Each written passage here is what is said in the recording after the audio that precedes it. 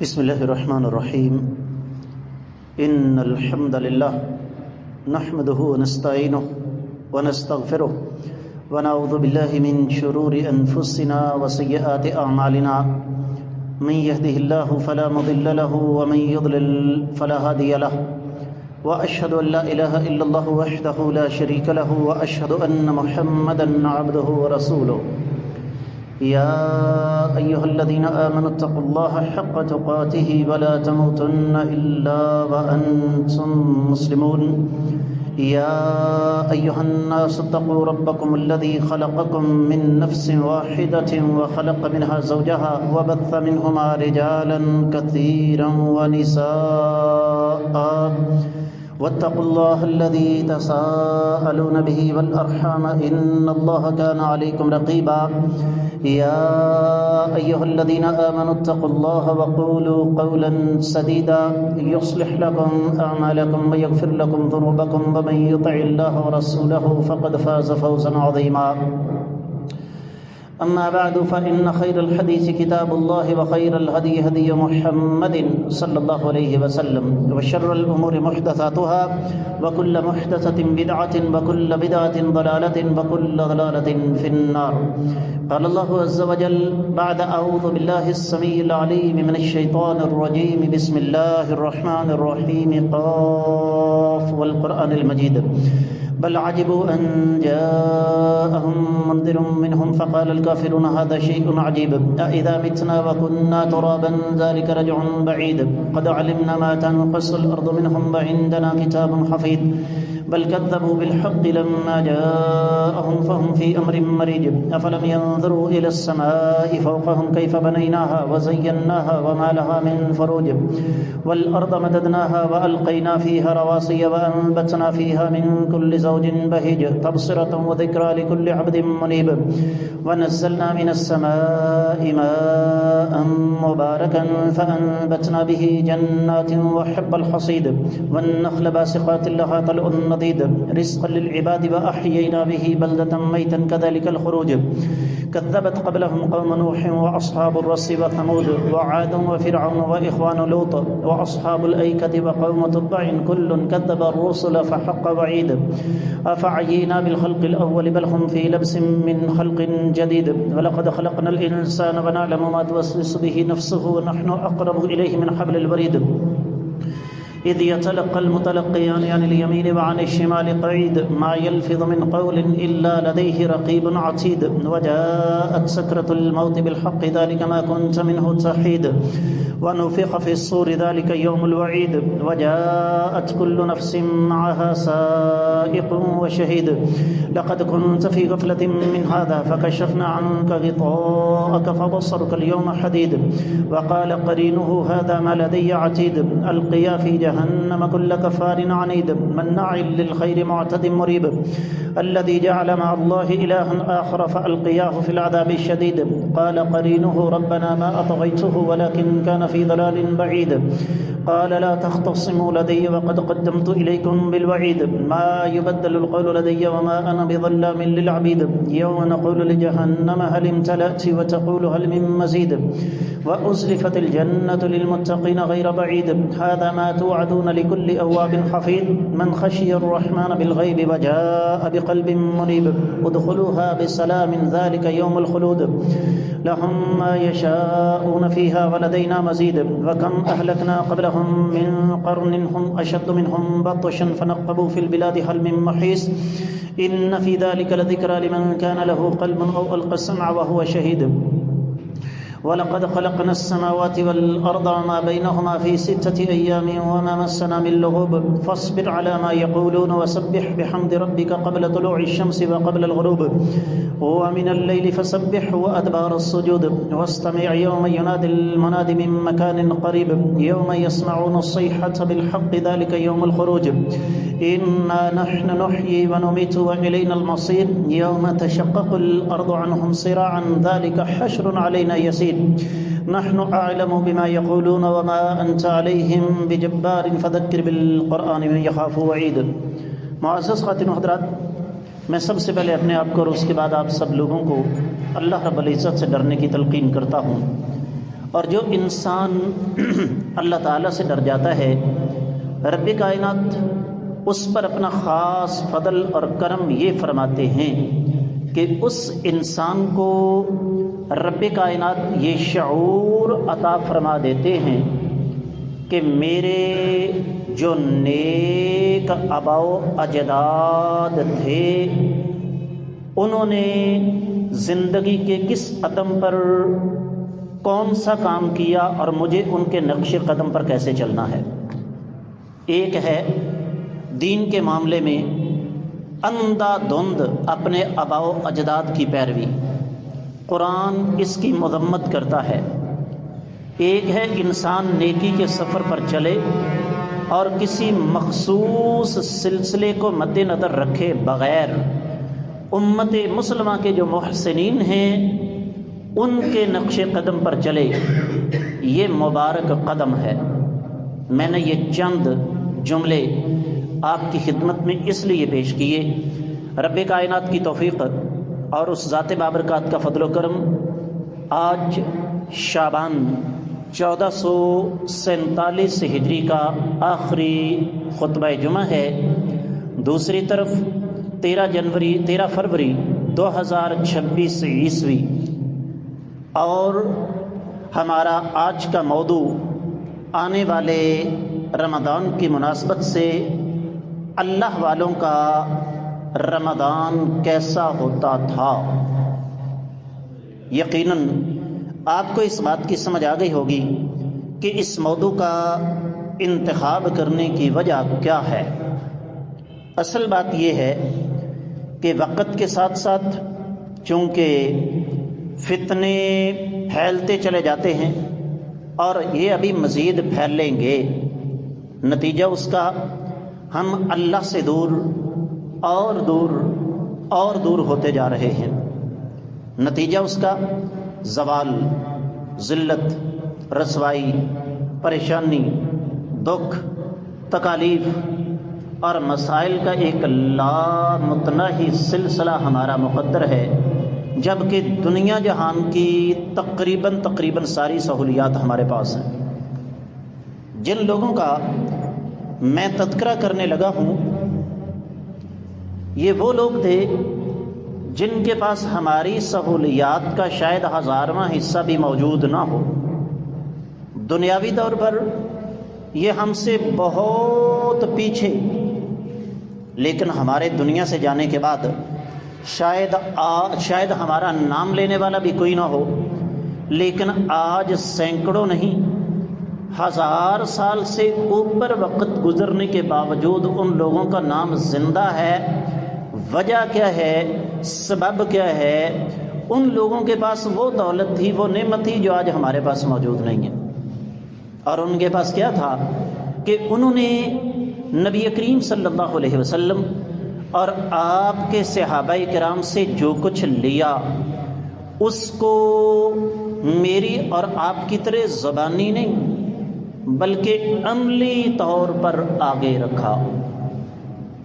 مثال کے طور پر مدینہ کی بات کرتے ہیں جو کہ ہر دور میں علم کا مرکز رہا ہے۔ نبی کریم صلی اللہ علیہ وسلم کی حدیث مبارکہ ہے، آپ نے فرمایا ان الایمان لا یارز الی المدینۃ کما تارز الحیۃ الی جحرها، ایمان مدینہ کی طرف ایسے پلٹ کر آ جائے گا جیسے سانپ اپنی بل کی طرف پلٹ کر آ جاتا ہے۔ اور آج جب کہ میں اس وقت آپ کے سامنے کھڑا ہوں، اللہ کے فضل و کرم سے میرا یہ دعویٰ ہے اللہ کی زمین پر سب سے بڑا علم کا مرکز اس وقت بھی اللہ کے نبی صلی اللہ علیہ وسلم کا شہر مدینہ ہے۔ مدینہ کی فضیلت کیا ہے؟ یہ ایک علیحدہ اور مستقل موضوع ہے، صرف ایک بات کر کے بات کو آگے بڑھاؤں گا۔ مدینہ کی اس سے بڑھ کر فضیلت کیا ہوگی کہ اس شہر نے آقا علیہ الصلوۃ والسلام اور ان کے ساتھیوں کو اپنے اندر سمو لیا۔ نبی علیہ الصلوۃ والسلام مکہ سے رات کے اندھیرے میں نکلے تھے، مکہ فتح ہوا، لیکن آقا علیہ الصلوۃ والسلام نے مکہ فتح ہونے کے باوجود وہاں پر قیام نہیں فرمایا۔ مدینہ کی یہ فضیلت ہے کہ اللہ کے نبی صلی اللہ علیہ وسلم نے مدینہ کو اپنے لیے پسند فرمایا۔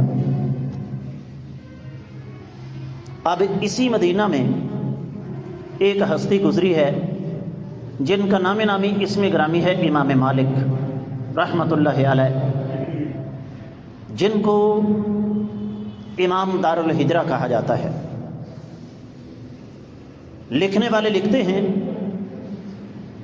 کہ جتنے بھی محدثین گزرے، تمام کے تمام محدثین کے شاگردوں کی تعداد گنی چنی ہے، سینکڑوں میں، ہزاروں میں، لیکن امام مالک رحمۃ اللہ علیہ رب کائنات نے ان کو یہ فضیلت بخشی کہ ان کے شاگردوں کو شمار ہی نہیں کیا جا سکتا۔ روایات میں آتا ہے نبی کریم صلی اللہ علیہ وآلہ وسلم کے محراب کے سامنے بیٹھ کر حدیث کا درس دیا کرتے تھے، اور حدیث کے ساتھ اتنا پیار، اتنی محبت۔ ایک آدمی آیا، سوال کیا، لمبا چوڑا سفر کر کے، آج کا دور تو تھا نہیں، فون کیا، واٹس ایپ میسج کر دیا، جواب دے دیا۔ وہ آدمی کچھ عرصے کے بعد، کم و بیش 6 مہینے کے بعد دوبارہ آیا، پھر سوال کیا، جو کچھ پہلے بتایا تھا اس کا الٹ بتا دیا۔ کہا حضور کوئی معاملہ سمجھ نہیں آیا، پہلے آپ نے کچھ کہا تھا، ابھی کچھ کہہ رہے ہیں۔ نبی علیہ الصلوۃ والسلام کی قبر مبارک کی طرف اشارہ کر کے فرمایا کل یؤخذ و یرد علیہ الا صاحب ھذا القبر۔ کائنات کی تاریخ میں ہر انسان کی بات لی بھی جا سکتی ہے، رد بھی کی جا سکتی ہے، لیکن اس قبر کے اندر جو ہستی مقدسہ آرام فرما ہے محمد رسول اللہ صلی اللہ علیہ وسلم، یہ وہ واحد ہستی ہیں جن کی بات کو رد نہیں کیا جا سکتا، صرف لیا جا سکتا ہے۔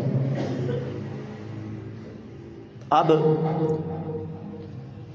پورا سال ایک دن کے وقفے کے بغیر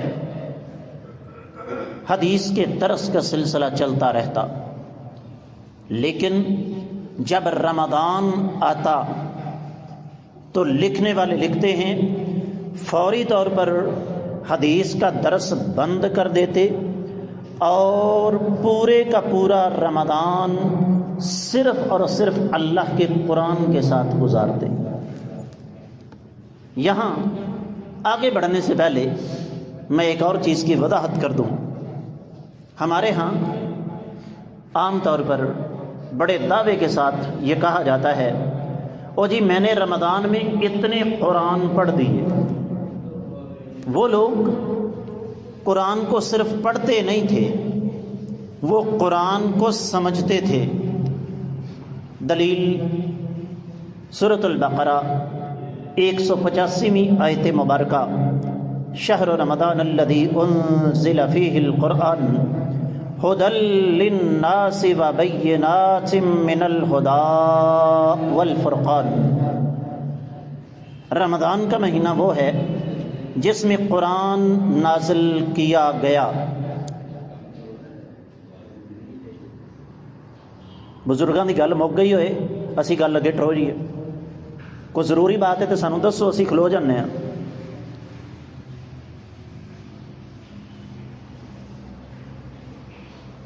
اللہ کیا فرماتے ہیں؟ رمضان کا مہینہ وہ ہے جس میں اللہ نے قرآن نازل کیا۔ بات یہاں تک بھی ہو سکتی تھی، لیکن فرمایا یہ لوگوں کے لیے ہدایت بھی ہے، دلائل بھی ہیں، اور حق اور باطل کے درمیان فرق بھی ہے۔ اس کا مطلب کیا ہوا کہ رمضان میں قرآن کی صرف تلاوت نہیں بلکہ قرآن فہمی اصل چیز ہے۔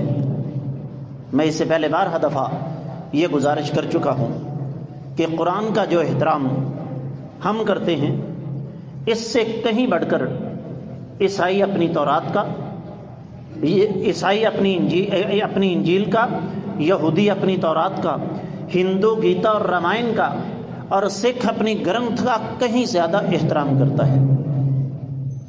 میں بذات خود کرتارپور گردوارہ جا کے وہاں تک گیا ہوں جہاں سکھوں کے علاوہ کسی اور کو جانے کی اجازت نہیں۔ حقیقت یہ ہے کہ جتنا انہوں نے اپنی گرنتھ کو لپیٹ کے خوشبو لگا کے اونچی جگہ پر ارد گرد خوشبو لگا کے رکھا ہوا ہے، مسلمان کبھی رکھ ہی نہیں سکتا۔ لیکن جس طرح ان ظالموں کو اس بات کا علم نہیں کہ ان کی کتابوں کے اندر کیا لکھا ہوا ہے، مسلمان کو اس بات کا علم نہیں ہے کہ قرآن کے اندر کیا لکھا ہوا ہے۔ یہاں تو حالات یہ ہیں کہ اگر آپ مسجد میں دورہ قرآن رکھ دیں تو جس نماز کے بعد 10 یا 15 منٹ میں قرآن کا خلاصہ بیان ہوتا ہے ایک سپارے کا، ہم وہ نماز پڑھنے مسجد میں نہیں جاتے کہ 10-15 منٹ بیٹھنا پڑے گا۔ اور حالات کیا تھے میں نے آپ کو یہ بتایا کہ امام مالک رحمہ اللہ سارے کام چھوڑ کر، حدیث تک کا سبق چھوڑ کر قرآن کے ساتھ مشغول ہو جاتے۔ ایک اور بہت بڑے امام گزرے ہیں، سفیان ثوری رحمۃ اللہ علیہ، بہت بڑے محدث ہیں، ہمیں حدیث کی اکثر سندوں میں ان کا نام ملے گا۔ جب رمضان آتا سارے کے سارے کام چھوڑ کر صرف اور صرف قرآن کے ساتھ مشغول ہو جاتے۔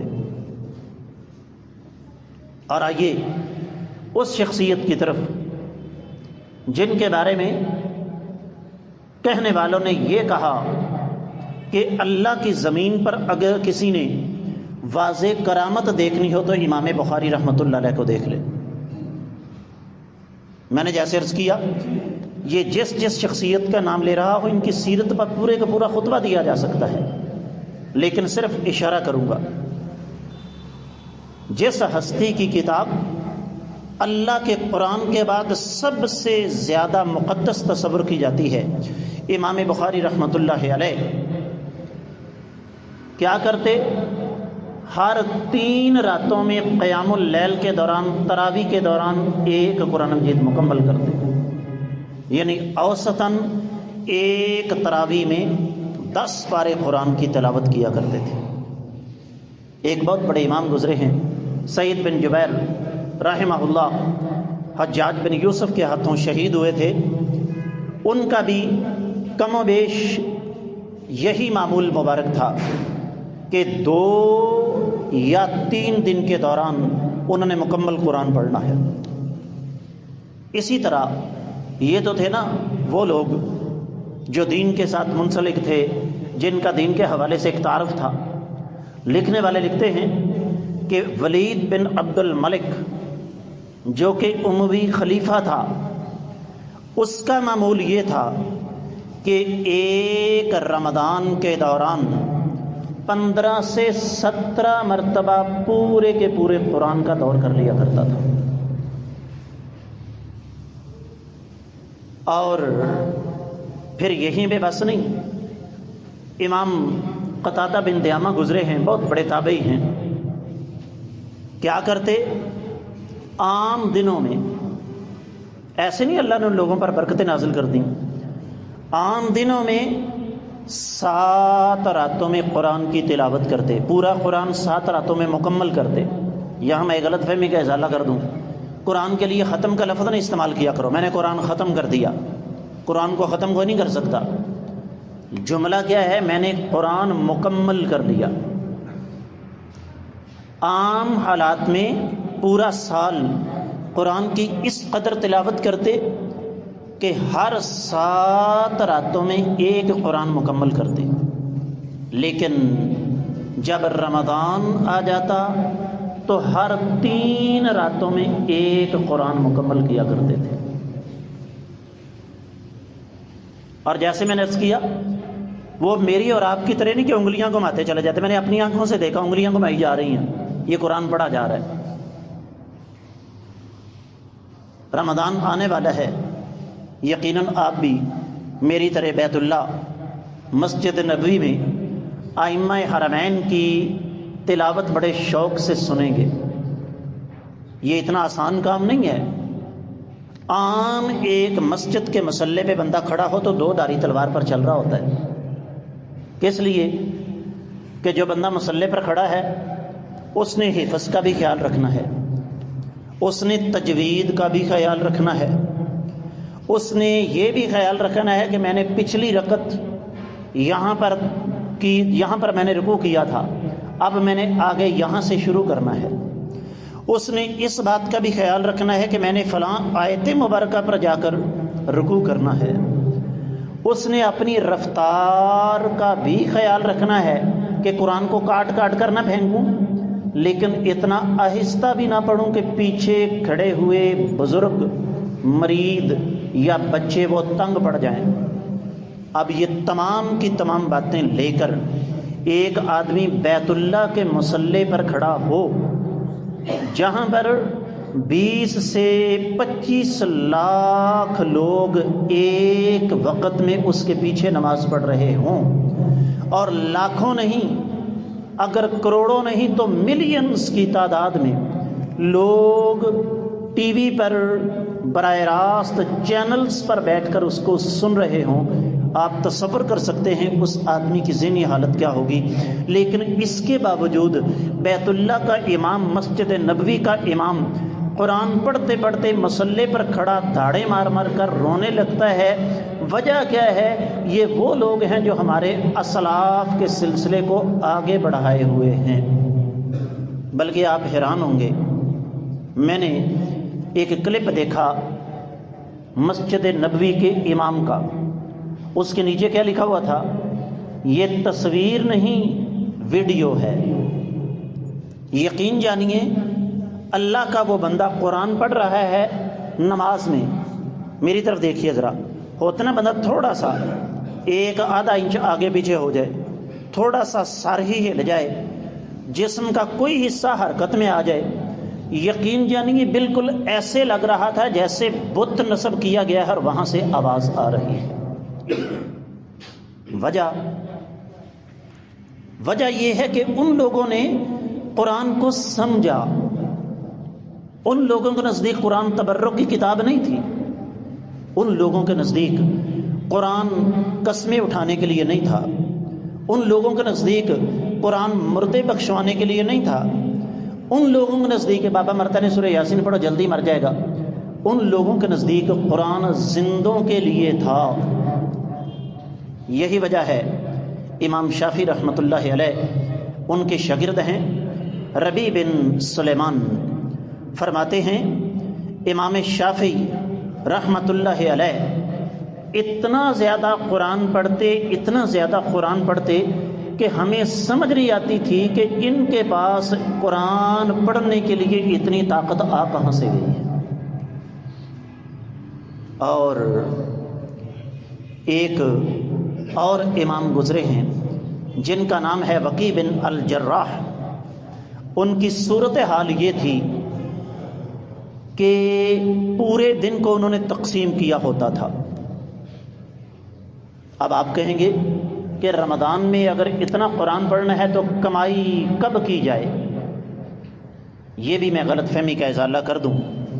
اصل بات یہ ہے کہ ہمیں اس بات کا احساس ہی نہیں کہ رمضان کی اہمیت کیا ہے۔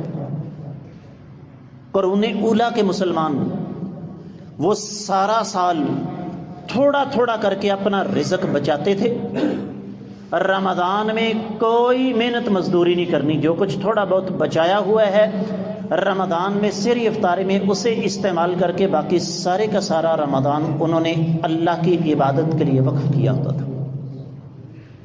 امام وقیع بن جراح صلاۃ الضحیٰ، صلاۃ الاوابین، چشت، اشراق، یہ چاروں نام ایک ہی نماز کے ہیں۔